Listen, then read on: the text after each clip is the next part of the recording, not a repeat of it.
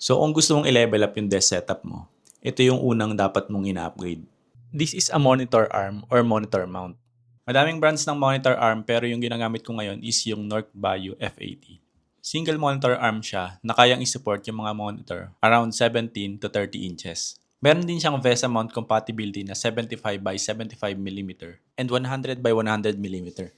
27 inches lang yung size ng monitor ko and VESA mount compatible siya. So perfect to para sa monitor ko.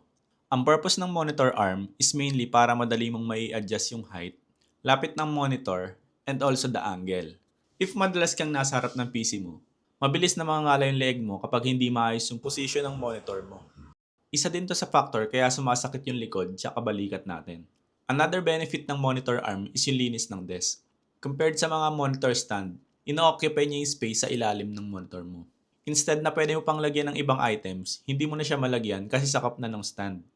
So kung nagbabalak kang i-upgrade yung setup mo, I suggest unahin mo yung monitor arm.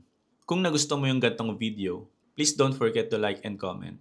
And also, follow for more.